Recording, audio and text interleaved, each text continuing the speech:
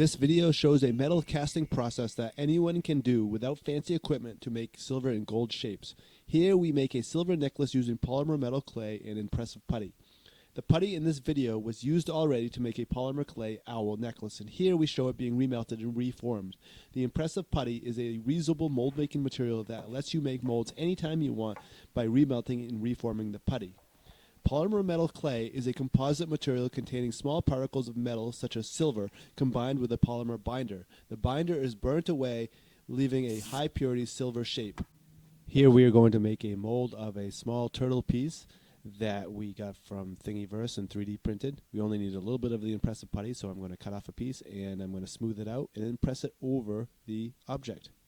I want to make sure there isn't any creases on the putty before I press it over the object, because those creases will show up in the actual casting. Because this is a very simple relief sculpture, I just press it over. I can also use the same technique to make two-part molds. If I do one half of the mold, let that cool, and then I do the other half, and I can put the two halves together. And there we go. We let this cool to solidify, and then we pull it out of the mold. You can put it in the refrigerator to cool faster. And there is our turtle mold that we're going to use for the polymer metal clay. The polymer metal clay has a very similar texture to any polymer clay. I just want to soften it up and then press it into the mold. Because the polymer metal clay is pretty expensive, I want to make sure that I fill the mold very well with the casting material.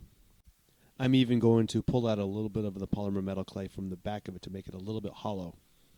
The ImPRESSive putty is very well suited for the use of polymer metal clays and polymer clays in general because of its stiffness that it has.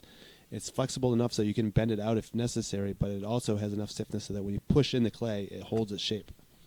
The nice part about this process is that it takes very little equipment.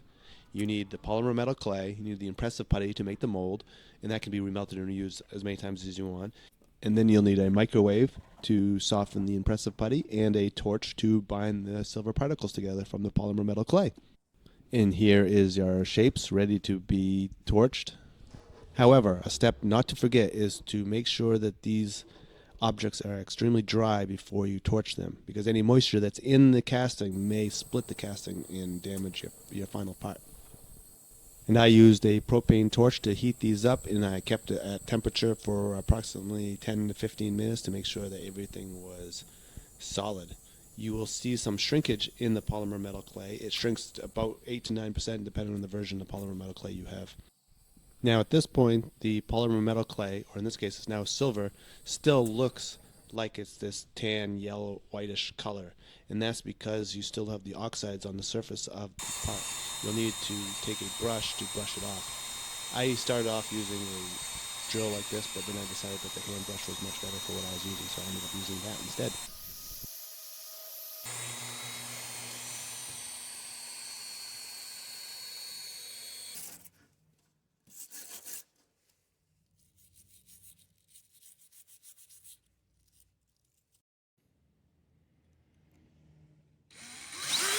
And the nice part about using the ImPRESSive putty for your mold making is you can reuse it anytime you want to make different shapes.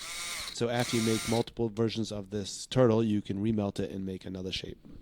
So there you go. There is the polymer metal casting technique using silver in ImPRESSive putty. If you have any questions, let me know, and thank you so much for watching.